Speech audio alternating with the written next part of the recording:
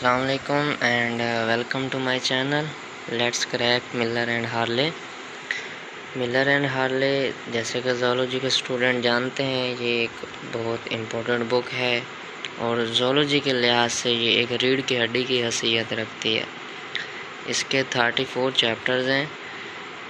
जो मैंने ये रूटीन बनाई है कि इसके डेली के 5 या 6 पेजेस उसको पहले मैं ख़ुद रीड आउट करूँगा, फिर उसके MCQs बनाऊँगा। तो वो डेली MCQs मैं अपने चैनल पे अपलोड किया करूँगा।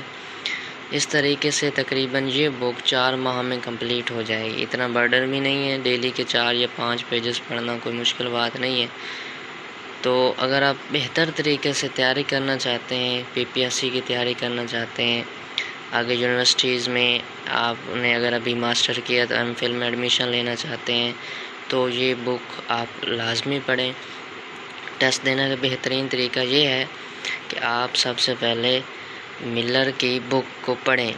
मैं हर टेस्ट में बताऊंगा कि मैंने ये टेस्ट मिलर के इस पेज से लेके इस पेज तक बनाया है, ताकि आप उस पेजेस को रीड करें, फिर आगे इस टेस्ट को अटैम्प्ट करें, ताकि आपकी तैयारी अच्छे तरीके से हो सके। जैसे कि ये मिलर का पहला चैप्टर आज स्टार्ट करने लगे हैं, तो ये सिर्फ 7 पेजेस का, इसलिए मैंने सारा इंक्लूड कर दिया। तो इसको पढ़ते हैं। An evolutionary and ecological perspective नाम है चैप्टर 1 का, मिलर एंड हार्ले का। पहला MCQ species of bony fishes. तो इसकी जो ऑप्शन है, आप सबसे पहले आप MCQs हल करने का तरीका ये है यहाँ पे कि आप MCQs खुद रीड करें और उसका ऑप्शन अपने माइंड में रखें, फिर मेरा ऑप्शन देखें, फिर उसको मैच करें, फिर इस तरीके से आपकी अच्छी तैयारी हो। तो बोनी फिशेस के जो स्पीशीज़ हैं वो 20,000 है, तो option D is right option. Species of cichlid found in South America. South America में जो साइक्लिड की स्पीशीज़ पाई जाती हैं वो कितनी है?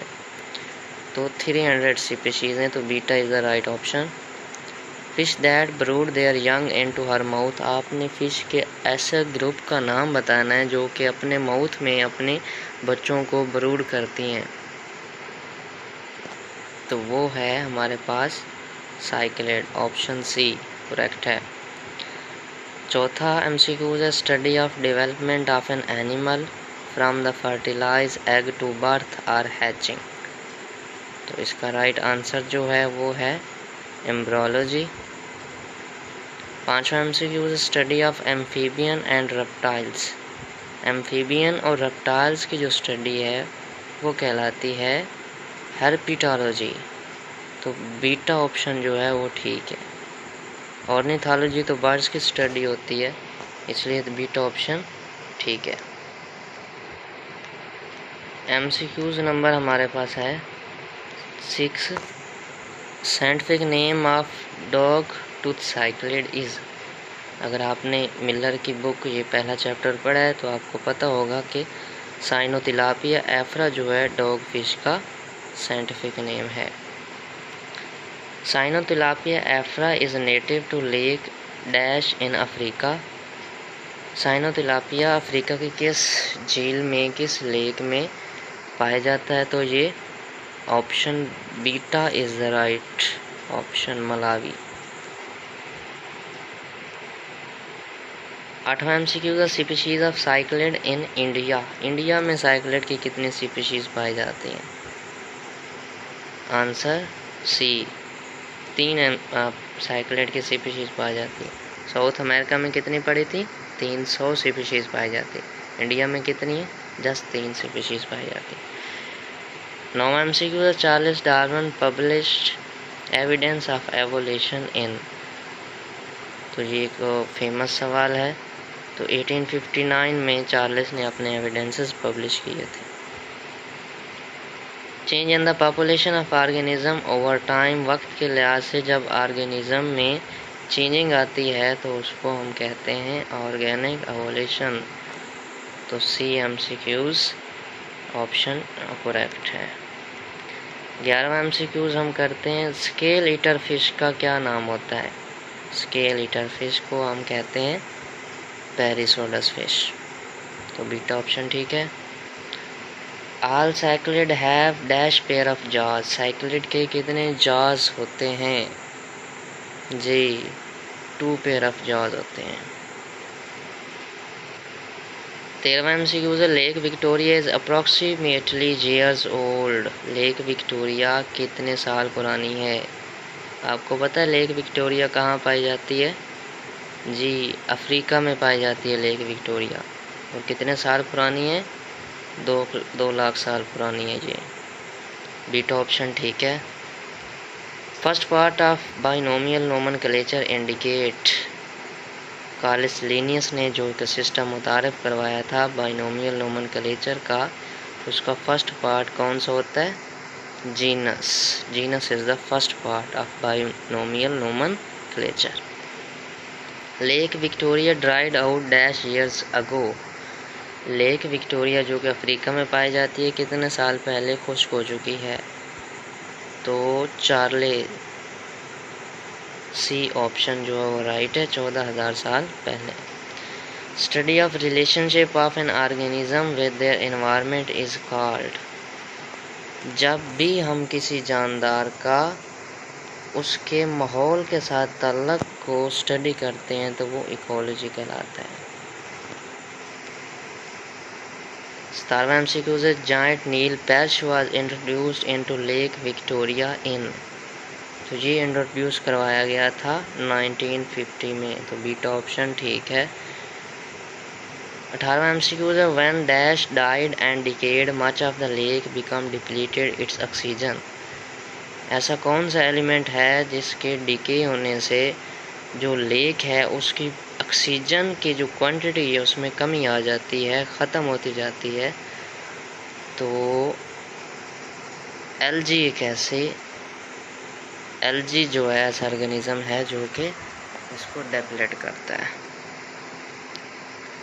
19 MCQs है the area to the north of the lake has experienced nearly deforestation, तो ये 100% डिफोरेस्टेशन फेस करता है ये वाला इलाका जो है।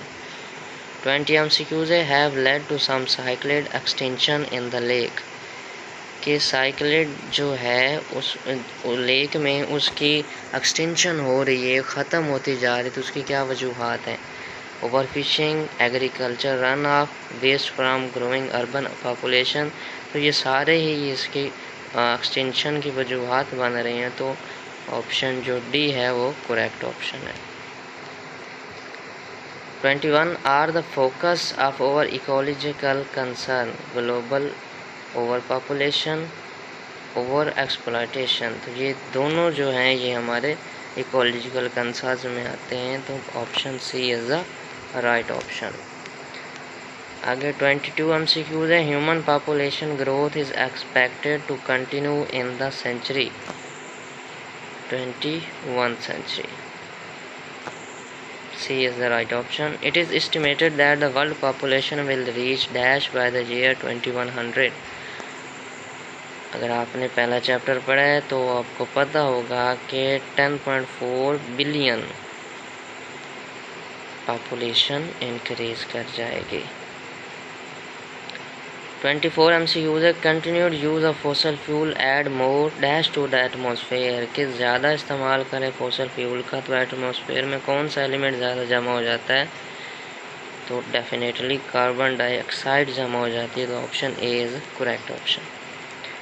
25 the most threatened area on earth, earth पे सबसे ज़्यादा ख़तरे में कौन सा एरिया, तो ट्रॉपिकल रेन फॉरेस्ट जो है वो सबसे ज़्यादा ख़तरे वाला इलाका। 26 is in imminent danger of extinction throughout its range, तो इसका जो राइट ऑप्शन है वो है सी endangered species। 27वां MCQ है the total number of endangered and threatened species in the United States in 2001, तो डी ऑप्शन ठीक है, 1539 स्पीशीज पाई जाती हैं।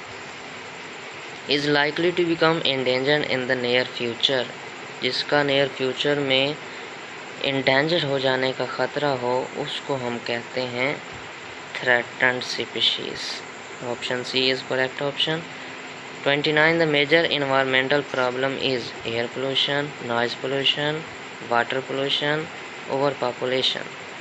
तो overpopulation is the right option. वैसे दूसरे भी सारे इन्वायरमेंटल प्रॉब्लम है, लेकिन जो मेजर है वो आपके पास ओवर पॉपुलेशन है। Burning of fossil fuel causes greenhouse effect, global warming, climate change, both A and B. तो delta is the right option, both A and B, क्योंकि ग्रीन हाउस इफेक्ट और global warming दोनों ही temperature के increase होने का सबब बनते हैं। जी ये हमारा था आज का पहला टेस्ट, चैप्टर नंबर 1। तो अगला हम चैप्टर नंबर 2 उसको 5 या 6 पेजेस पे डिवाइड करके बनाएंगे इंशाल्लाह।